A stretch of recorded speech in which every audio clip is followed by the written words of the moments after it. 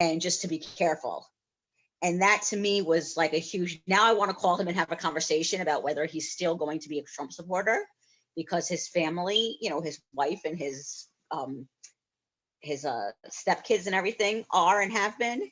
And I really want to be able to have a conversation with him about that and get what his point of view is on all of that now, because the father that I grew up with, I never thought would actually be a Trump supporter, you know? But then when you're a kid, you idealize your parents. You don't see the bad parts of them. I knew my uncle was a racist, but I thought, oh no, not my father, you know?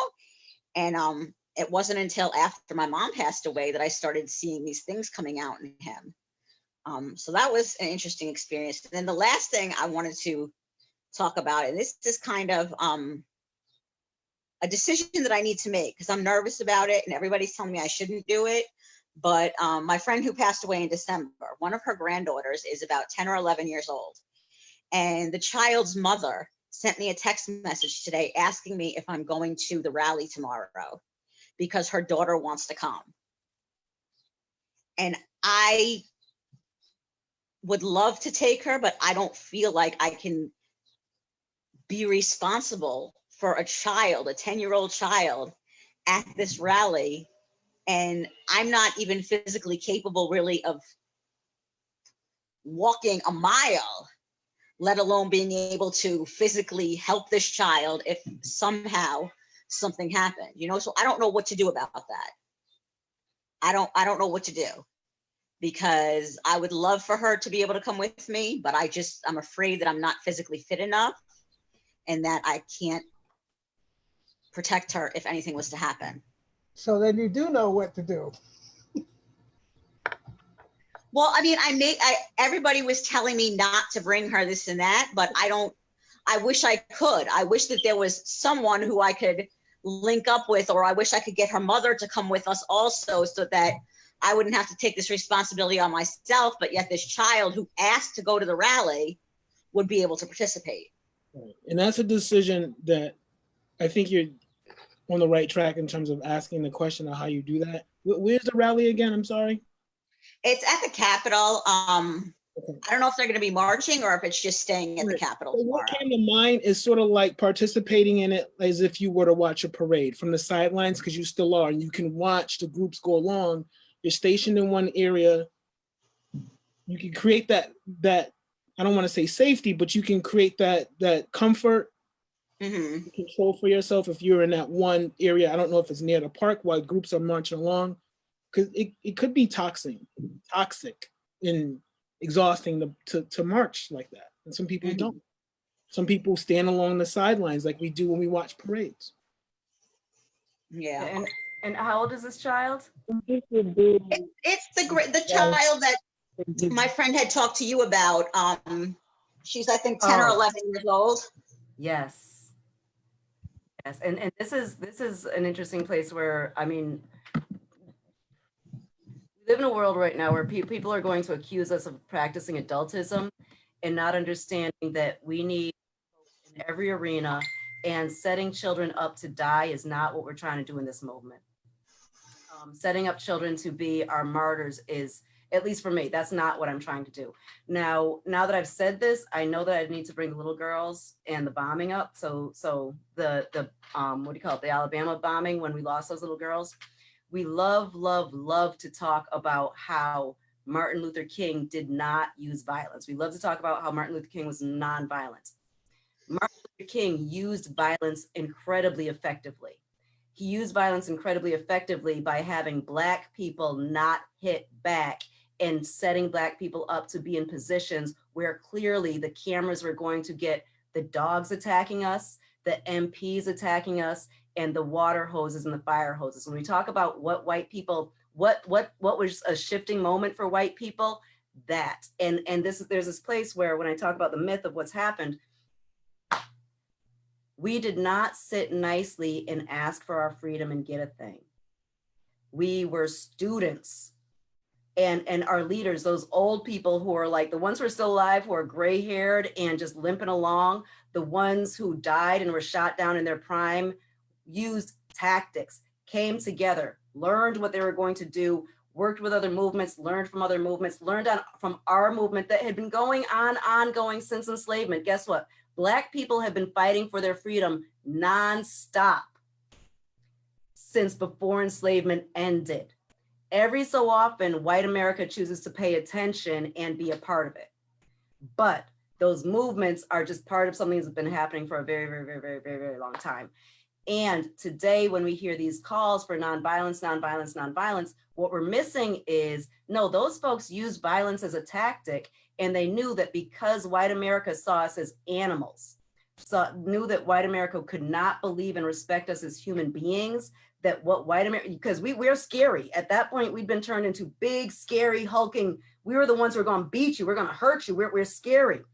And therefore, when you look at those protests, everyone was dressed wearing their respectability garb.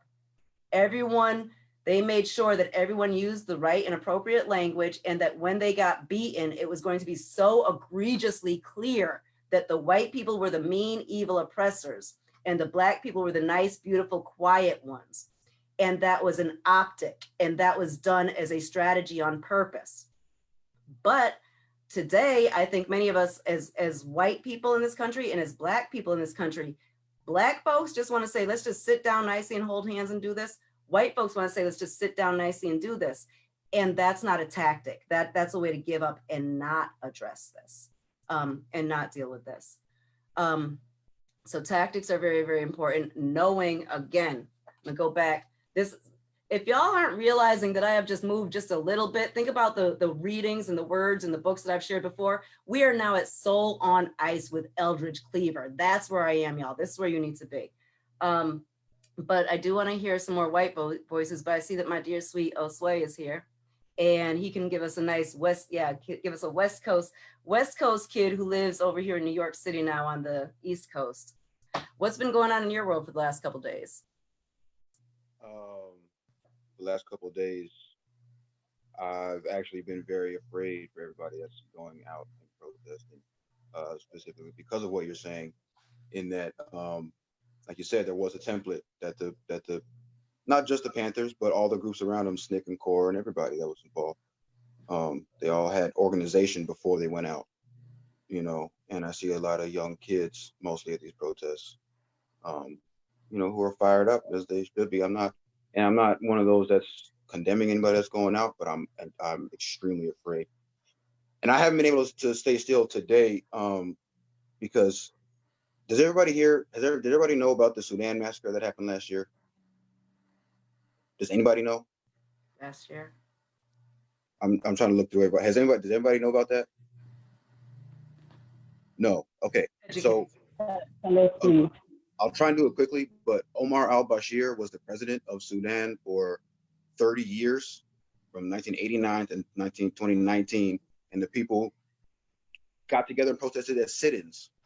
Yeah, I don't know exactly. There's no footage. I don't know what the people did, but the civilians, they protested with sit-ins, and the military helped them out and went to the office, and Omar Bashir got ousted from his seat. And so the civilians were like, all right, cool, we're ready to have a government. And the military said, well, for now, for the next 2 months, let's do a joint military and civilian-led government. People said, no, we don't need you. We know what we know what we got. We know what we need to do, what we have to do, and what we're going to do. And so we don't need you. We'll have just a civilian-led government. And today, exactly, June 3rd last year, the military turned on them and massacred over 700 people, and a reported 70 women were raped. So that's where I'm at today. That's all I can think about today, especially as the protests grow across every other city, and it's a whole lot of people. I've seen, like you were saying just now, Kamora. I had a white friend of mine tell me about a protest or a peaceful candlelight vigil, in Bushwick, where it's a whole lot of white people sitting around doing nothing. Not to be, reductionist or mean at anybody. That's really all I can think about right now is, the fact that, like, yes, you said there was organization that we have kind of ignored. Not all of us, obviously there's a lot of people doing the work. And I'll be honest, I'm one of them who, since I was 14 and started getting righteous and looking at Malcolm and Huey, I romanticized the the fires and the guns and didn't really look at the organization behind it. Now I'm starting to, but I'm very afraid for the people. Yeah, well, That's that's exactly why I'm not interesting. going out, for those reasons. That's exactly why I'm not going out. And I don't encourage anybody, I don't suggest anybody do it. I'm so happy you just said that right now, because I'm very happy that you're not going out. I love you. I love you like you're my son. And I'm scared for many young people. And I think that that's something that a lot of us deal with all the time, that the push and pull, people need to be out in the streets, but it's dangerous out there and you can die. And as white people are trying to figure out what they should be doing and how they should be doing, they need to listen to us, but they need to get in the streets. We need to stop being shot and killed. Like, Black mothers need to stop worrying about their children who are out there all the time. But you bring up Sudan. Before you came on, I was reading selections of Soul on Ice, and I was talking about Vietnam and the Negro, et cetera. And Eldridge Cleaver really calling on Black people, understanding that if we ever were going to have liberation, if liberation was ever going to happen for us, there needed to be a concerted effort of people of diaspora. So Black, brown, melanated people throughout this earth, we're going to have to figure out how to get together, work with each other, know each other's issues. And right now you start talking, and I heard about Sudan as a blip, but right now I couldn't tell you anything. And so I'm the person who talks about we need to get over our boat stops and know what's happening in the diaspora, because nothing is happening in a vacuum. And you just brought in information for a whole bunch of us. Leah, I saw your hand up. What you got to say? Or do you still want to talk? I would love to hear. Yeah, I mean, I can. Not really. I was interested in like what do you do with a young one, and I don't know. I know that my my church is going to do something, and I mean people have been participating in groups at the protests and rallies that have been happening in the last week or so. But I know on our property, on Farmington and Woodland, we're going to do something. I think it's going to be more like a visual thing. We're going to have signs and be a physical presence. But if it's a place where kids can come that's safe and they want to feel like they're standing up there and holding their sign and doing something, I'd say it's a place for young people to be able to participate and not be scared. So when I get more information on that, and I mean, it's probably not going to be for a couple of weeks, I'll let you know. They want to do it responsibly because of COVID as well, because as a church, we have to care about our vulnerable folks that want to participate and do this. So they're taking a lot into consideration, but hopefully it's something that can be family friendly, if you will, where younger ones can come and, parents don't have to fear about that. But I can pass info on when I get it. Heather Starr just said that's Emmanuel UCC, right? Yeah. Yeah. Yeah, we're on the corner of Farmington and Woodland. They're right across from the Mark Twain House. And we own 350 and 360 Farmington. So where Hartford's Heartbeat Ensemble is, the carriage house there. We own that. So we're going to kind of wrap around the corner. We hope to have the lawn, covered with folks. So more details to come, but. Josue? Yeah, I just thought I was talking something real quick that when I was talking about Sudan, is that Omar Bashir in '89, he took the military and ousted the elected president, the democratically elected president. And then he has stayed president for 30 years and had investigations into his electoral fraud, the whole time. So that's 30 years of that. What's up, Jen? Was that the same one where then the US backed him in order to get him back into power? Is that the same historical, do you know? To get him back. I don't believe he's back in now. I don't know. Okay. But to be honest, I don't know. Okay.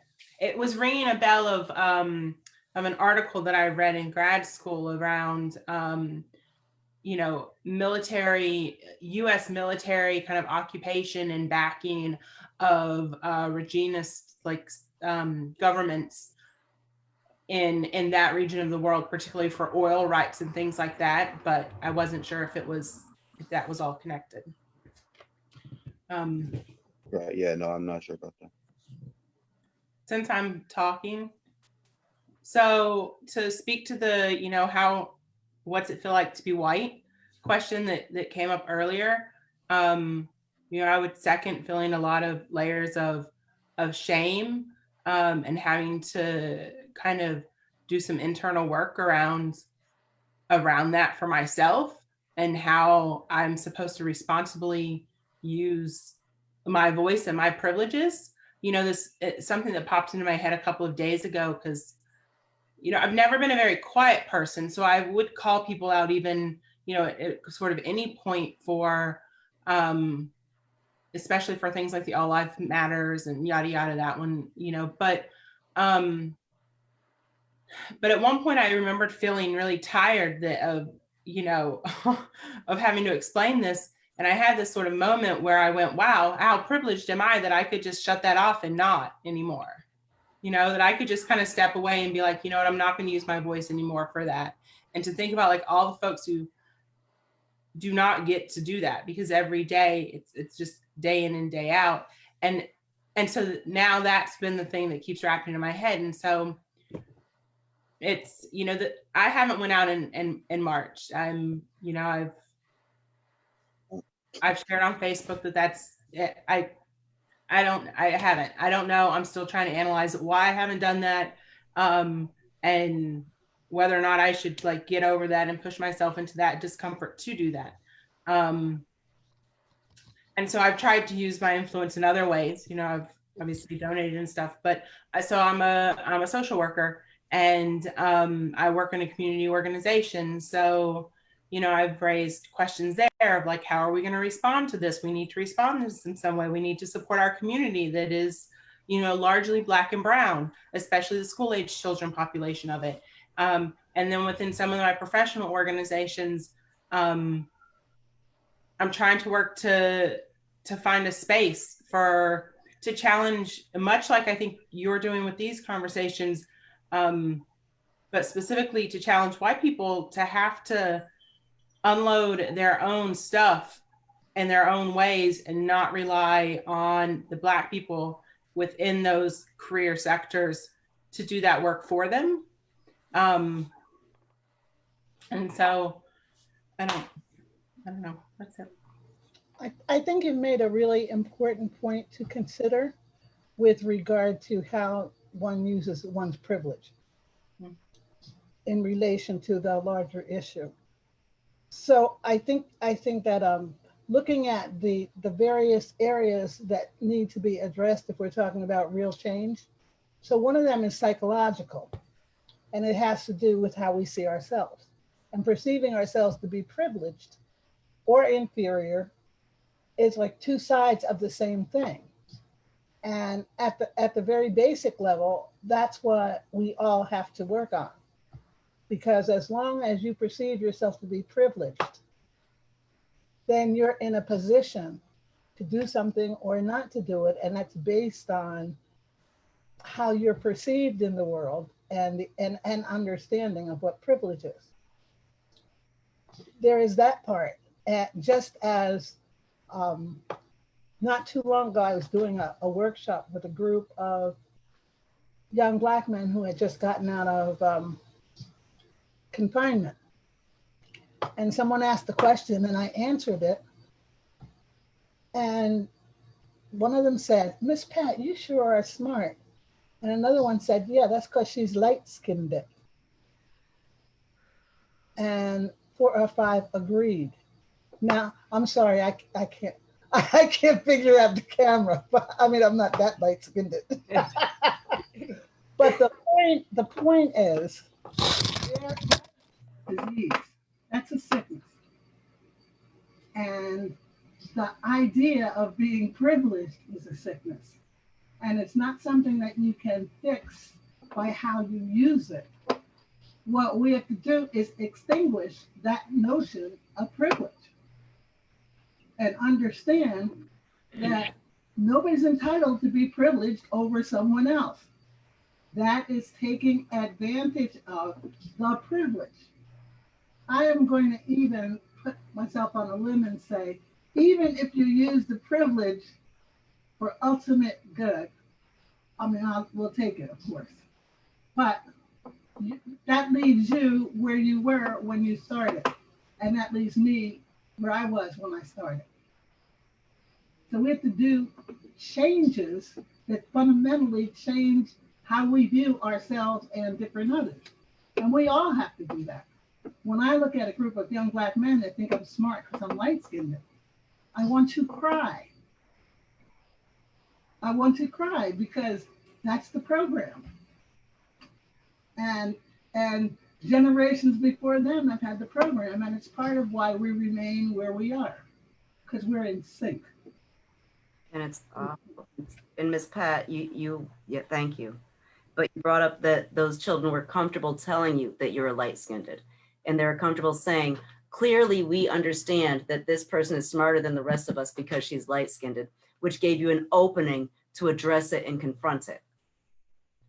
White people, as a group, as a whole, across the board, don't have that language. So when a Black man comes in the room and the immediate idea is, well, I'm smarter than him because he's dark-skinned, they're not saying it out loud. And it's staying inside. And that's when it festers and becomes even bigger of a problem than it is when our young men say she's smarter because she's light-skinned, which gives you a place to deal with it. But I'm thinking it's more pernicious than that. It's not simply that they're not saying I'm smarter than him. It is that they don't even recognize that they believe that. So acting on it is not even noticed. What are you talking about? I just saw a look on your face when somebody did this. Now, you know, early and often, if you live a lifetime in dark skin, you see and hear things that people don't even have a clue that they're telling you about how they see you that's related to them being white. Am I lying? not at all. No, not a single lie. And what you missed before you came in is that when we talk about, and this, know that this definition was created for many reasons, but I'm going to give you the training and the workshop, the conference that I was at when I realized that this needed to be how I changed how we talk about privilege at the KCC in order to further conversations and make conversations happen, right? So this idea of white privilege is something that white people I've found love to use in trainings and workshops to not do the work and to just shut themselves off from the work and just be like, well, I've got this privilege and then that's the end of the work because of this privilege thing. And I was doing a conference in Hartford at the convention center and had this wonderful room of people and broke the room up because I love breaking people up into small groups and making them talk and then having them come back and then talk some more. Like I get off on that. Like, I love that. And so I broke them up into groups, and this one group had all women and one man. And the women, I know that there was at least one Black woman in the group. There are probably some other brown women in the group, but there's one white man. So they went and they did their stuff. And as I was walking by and through the groups, I catch and I'm listening. And so I was looking forward to hearing what that group was going to say with the way that man was using himself. And so then we get in there and, so we come back and it's time to talk and they're going to report back. And he says, well, clearly I'm the most privileged person in the room. So I told them that they should all talk. And then when they were finished sharing where they were coming from, then I would share my stuff. At which point I was like, we just all heard white supremacy happen there, right? So the person in the room who had the person in that group who had the most power decided that the way to share power was to take control of the group and tell them that he was going to allow them to speak first, because since his voice carried the most weight, that he was going to be benevolent and allow them to speak before he spoke. And this, you guys have no idea how I use the word Negro, because Negro was about to just come falling out of my, but this human being, you know it. So this Negro decided to jump up and use, in order to share that he is no better than anyone else, practice the most egregious white supremacy ever. And it was Jen, thank you for inviting me to that one.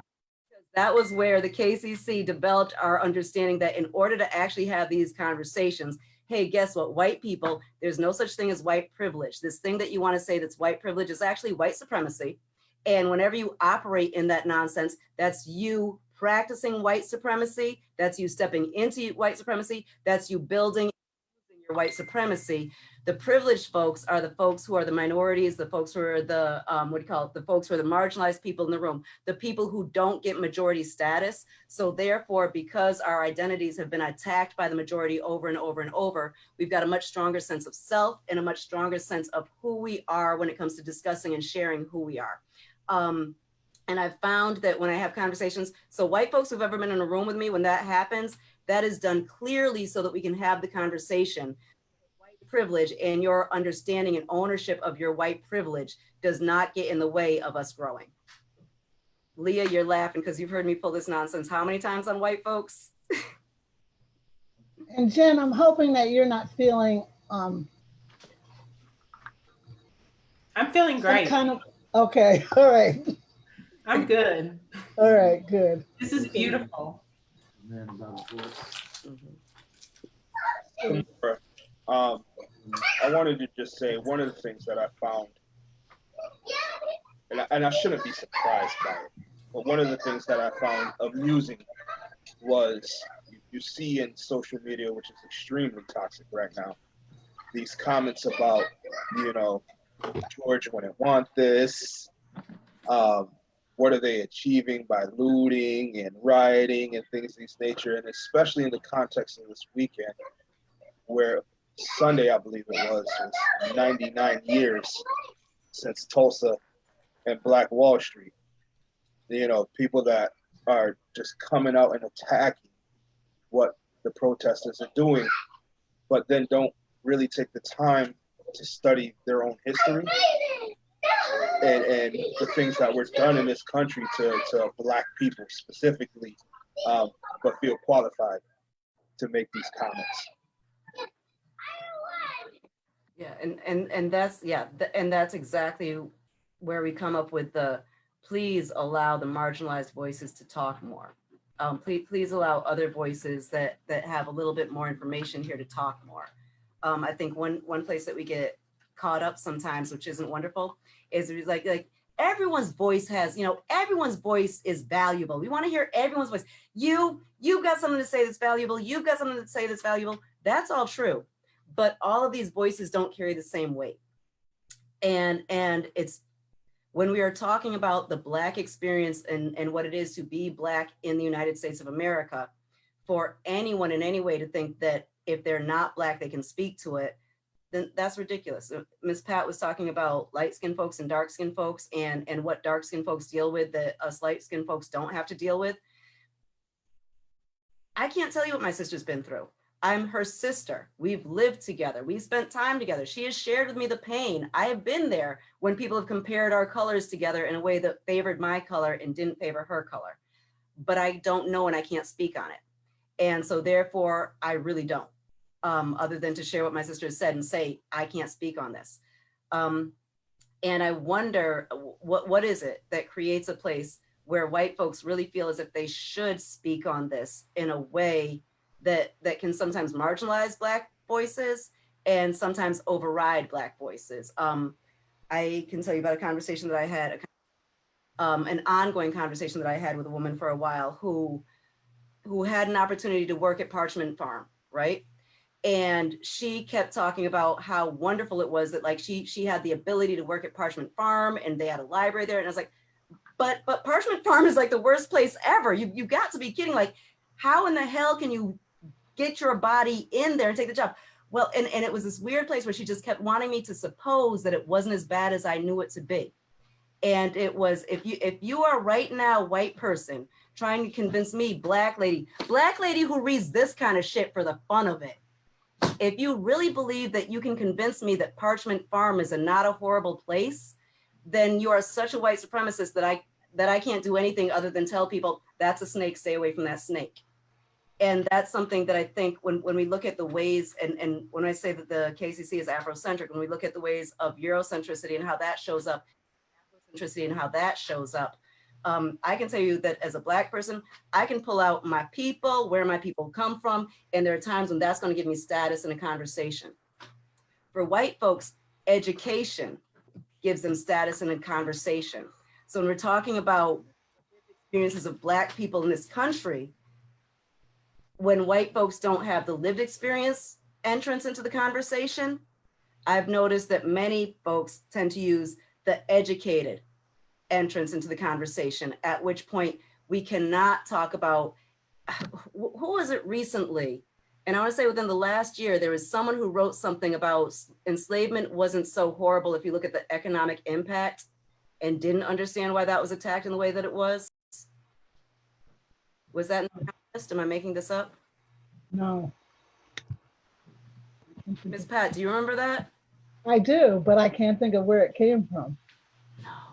And yeah, because I just remember like talking to folks about this and saying, and this is why we can't like, and this is for me completely. And thank you all for coming into my space. And thank you all so much for being a part of this conversation, because I believe this is a very beautiful conversation, a necessary conversation. And it's a conversation that's coming with all of the love. But if we can't begin to really discuss these things with white people and push white people, then if you put them in a vacuum, they're going to come to that stuff.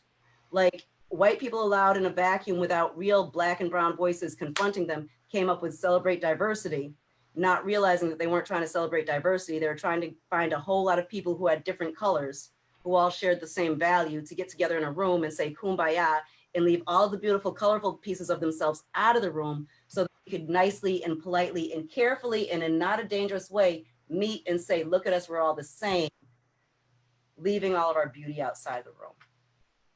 And how does that land on people? Because I know like that celebrate diversity bumper sticker is still being sold, and I'm still seeing that one and the coexist one. I'm seeing it on a whole bunch of bumper stickers. I just told you how I read that. The way that I see that is you want me to leave all the beauty of me out so that we can pick apart pieces of us and find that one piece of us that's common, and we can meet in that commonality place, but leave all of our beauty outside of the room. That's what I read when I read that bumper sticker. But what are other people getting from that? So the idea of diversity somehow means that we are accepting of different others. But when diversity only relates to different others, again, going back to how are you as a white person? I mean, you could have nationality differences, et cetera, but when we talk about diversity, we're not talking about that. We're talking about what do brown and Black people eat? What kind of music do they listen to? What do they believe about religion? Like understanding something about me is going to improve your ability to be tolerant. And I'm saying, no, again, it goes back to, we need to use each other to work on ourselves, because we're not going to fix white people. And white people are not trying to fix Black people. We need to fix ourselves and use each other as resources, as tools, and as guides to expand our own consciousness. The idea of ignorance related to the Wall Street thing that you were talking about. Compare some of the travesties, the economic travesties, kids dying because they don't have food and somebody stealing a t-shirt. And then one, we're going to bring out the National Guard, and then the other one, oh, we didn't notice for decades and decades. And that does not mean condoning looting, but it means, you know, how ignorant can we be to not see what those dichotomies are and how they impact people. I'm sorry. Yeah, I posted because we're seeing and reading and hearing a whole lot of, so beyond just the looting isn't effective, rioting isn't effective, what's wrong with them, why are they doing this? The what's wrong with them, why are they doing this piece is just ridiculous to me, because it's just clear. And so as I was Facebook warrioring the other day and addressing and confronting in the ways that I do, that one just drove me crazy. So I went to YouTube, and I didn't know that this video existed, but I knew that this video existed because I know what the world looks like. And I was looking for a wonderful, beautiful, loving educator, loving early childhood educator who had a video explaining to parents the importance of allowing a child to finish a temper tantrum and the importance of moving everything away, because if your kid like, and You know, I did go looking specifically, I went looking for autistic kids because I knew that I definitely knew I was going to find it there. And the ridiculous understanding. So if you go through my page, there's a 23-minute video of a beautiful early childhood educator explaining what is going on in a 4-year-old who needs to have a tantrum and and all of the negative things that are going to happen if you try to stop that child as they're having the tantrum. So you know what? You create a space where that child can have it. You don't give them any extra attention, but you allow them to have that tantrum because they need to. And all of the language, all of the conversation that you need to have so that they can then get their needs met without throwing a tantrum. You need to let that tantrum happen so that we can be in a space to have this conversation. If you know me and how I feel about rescue dogs and all the crap that I have to say about rescue dogs, it has nothing to do with rescue dogs at all. It has everything. Leah, don't laugh at me. It's got absolutely everything to do with America's relationship with Black men. And America, Leah's laughing, so I might as well just say it. You give me a 24-year-old white lesbian with a dog, and she will explain to me about all of the horrible trauma that this dog went through and how I need to understand that this dog's gonna be nippy, this dog's gonna be yappy, and she will go out of her way to explain this dog's behavior like no one's business because of the trauma that the dog has been through, and she can't understand a Black man. This woman made this wonderful video, and the comments underneath are beautiful because all these parents understand that when your child is so filled with rage that they don't have words, that they need to throw a tantrum, and you got to step back and allow it to happen because they've got to release. And then once the release has happened, then the talking can happen, and then we can get to discussing what's going on. You can understand it with a 4-year-old. You can't understand it with Black America.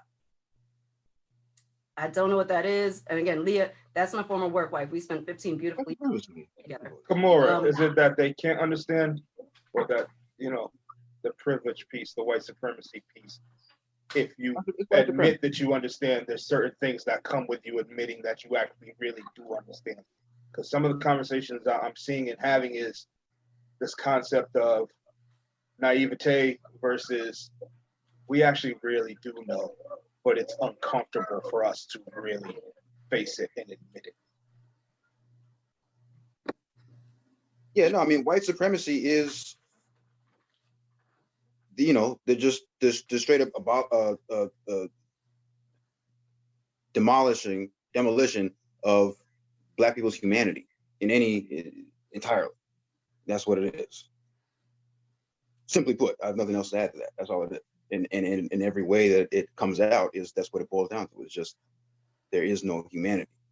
You can see it in a dog. You can see it in a cartoon. You cry for Coco. Yeah, I think Anko Sway, I think you and I one night had an evening of just laughing at when is it gonna be better? So in the 60s or in the 50s and 60s, the sign was, I am a man. Here we are 60 years later, and the sign is Black Lives Matter. Black Lives Matter. Which, when they started saying that, what was it, 2015 or so, I was like, that's a terrible slogan. What? Because they don't care. It doesn't matter to them. It doesn't matter. And to someone it doesn't matter to, you're not going to tell them it does. You're not going to convince them that it does. It matters to us, obviously. It matters to them, not. Clearly. So what is the point? In fact, I started when it was like 2015 or so, I wrote a verse where the beginning of it, I said, Black Lives Matter not to them. So what's the use in the racket, jive, and chatter? Like, you'll stop, Jim. Because you won't. I mean, like, I don't know what else to say. No, and again, like, dude, I just realized that I just set myself up to twice talk badly about dogs. And there's white folks here. But Black Lives Matter happens. And then, does anyone remember seeing Black Labs Matter? I want to say, like, I don't know, someone came up with that, Black Labs Matter. And it just turned into a joke. Right. And yeah. Can I go back to something that William said just briefly? That's about the question of manhood. Did you mention that? I think Amora did. Okay, so someone once asked me if you could be could you be male, female, black, white, anything that you wanted, what would be the last thing that you would be? My answer is a white male. Yeah. A white male, for a number of reasons, one of which, people are born with the expectation based on superiority that you're either going to be the president, you're going to be God, you're going to be the head of something, you're going to be magnificent. And then one discovers in the course of life that you're not. You're not different from any other human being. Black males, as I think, Kamora, you mentioned earlier, this struggle, this having to figure out how you're going to be in the world, this existential and ongoing thing, has also created some strengths and some assets, some abilities, and some capacities that are almost inherent. And I agree, they get covered up and shut down, etc. But watch them move. Watch the young kids. They're going to get there. Those that have passed on something. But don't overlook the assets and the strengths by any means, because they're there and they're rich. That's all I have to say. And Ms. Pat, I'm thinking that I'm looking at who's here. There's a whole bunch of folks here who don't know who you are and what you've done. So can you give us just a quick synopsis of some of the beautiful work that you've done with human beings? We're muted. She's muted. There we go.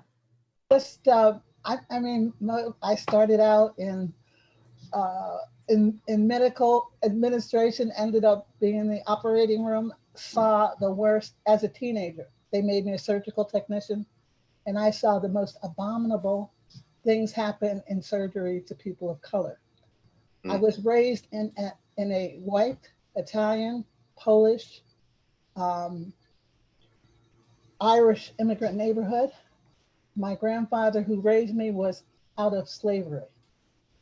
So my whole life experience has been doing those things in education, early childhood development, community development, social stuff, and the arts, which I have discovered is the most powerful tool for creating change that has ever existed, and why I work with artists. And it's just pulling off the things. I'm 77, so I've been doing it for, it feels like my entire life. And it's a process, but I'm excited about where we are, because I think we're about to see a significant change. We're right here. What we do with it is going to determine where it goes, but this is different. And it's all of the things. It's a planetary shift, I'm saying, and I've been saying it for a long time. So it's my thing. And ultimately, we're all connected. We're energy. The outside stuff, the material stuff is really pretty irrelevant. We are all connected. Neutrons, protons, and electrons, we're all one, not only with each other, but with everything in the universe. So we got to keep figuring out what we are as an individual, and then how we relate to different others, what we give and what we take.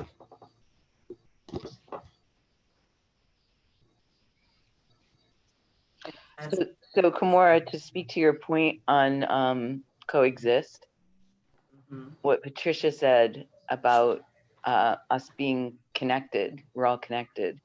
That's how I take the coexist expression, that we each of us bring our own beauty and color and flavor and culture to the table, and coexisting isn't tolerance with borders, it's traveling between them to find that beauty in that that place of connection where we can see each other as see the humanity in each other and know that we're not a threat to each other. And I am by no means an optimist. My natural pessimism is my normal place to go, but that's how I see coexist. It's a sharing. Yeah, I'm thinking that the ways in which we are connected are way, way beyond our superficial material ideas about who I am and who you are.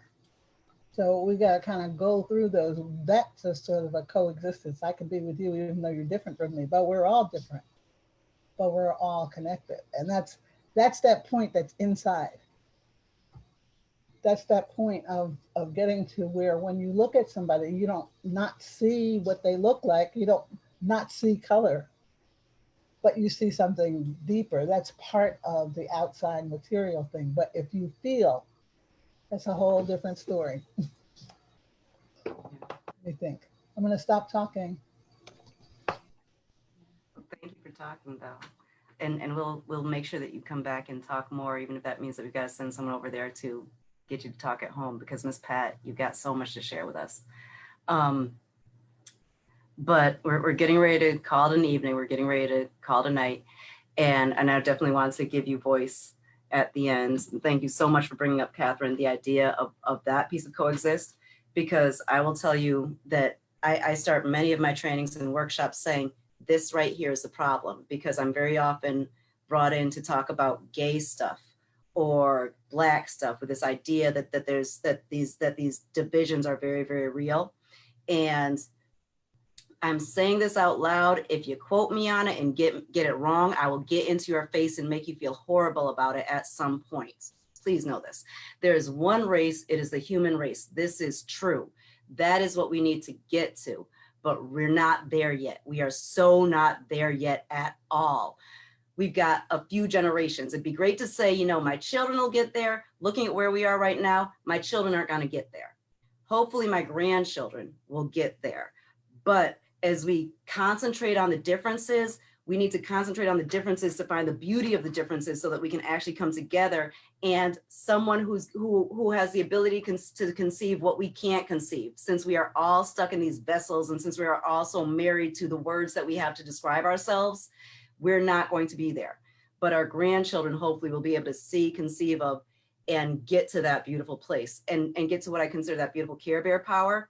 So people of a certain age and people who smoke weed and watch YouTube, if you've ever seen an episode of the Care Bears, you know that all of those Care Bears had amazing powers, great and amazing powers. But when they really needed the big power, so at about 22 minutes, when they needed the big power, they got together. And when they were together and forming their little Care Bear line, then boom, Care Bear power came out. And all of them created that beautiful rainbow. And guess what? So when their special, amazing Care Bear power came out, it didn't come out and turn into an ugly gray mashup that was everyone together as one thing. Everyone's colors stayed solidly their own color, their magic power, because remember, they had whatever their little power, there was rainbow. His rainbow was cool cupcake, but they had their little power going on right there, right?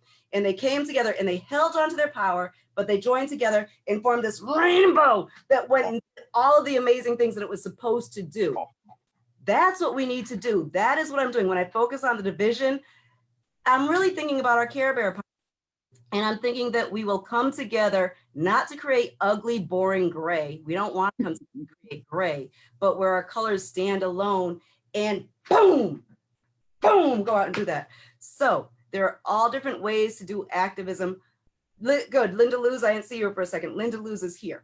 But just like you, Miss Pat, we understand, know, and believe that art is necessary right now. A conversation that I do want us to have at some point, but not today, is Christian Cooper, the Black man in Central Park who Amy Cooper decided that she was going to win, and her way of winning was pulling out the big trump card, which was, oh my God, it's a Black man, right?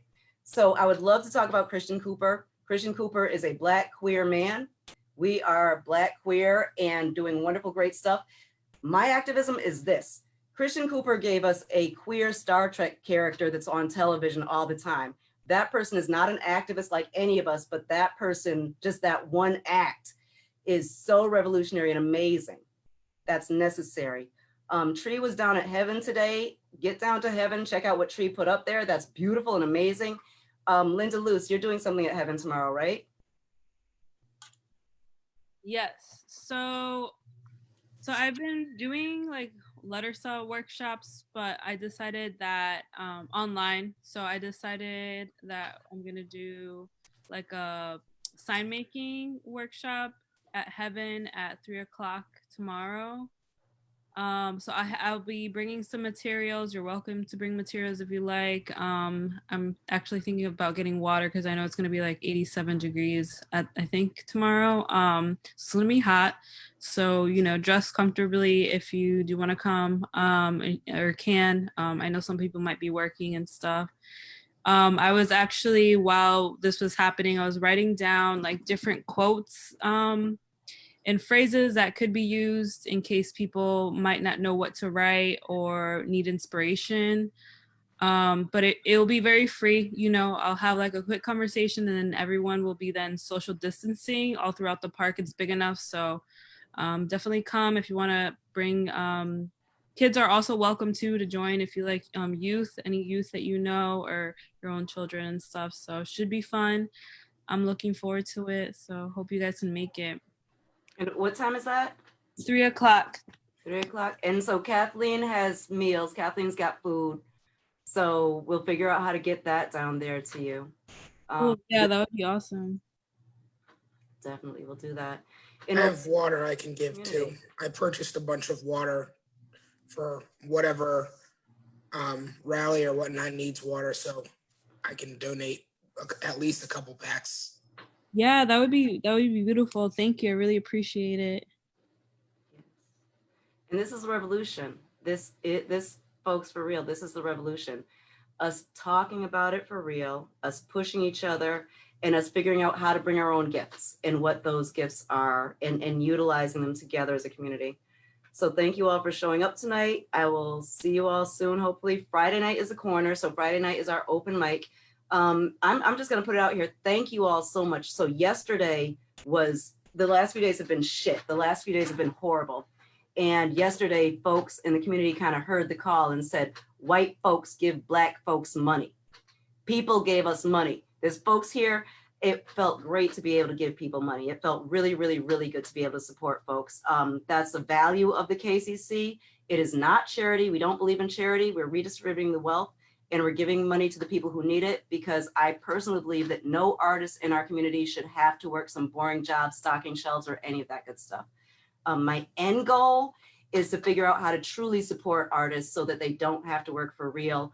Right now, every month I can give people a little bit of money to do a little bit of something.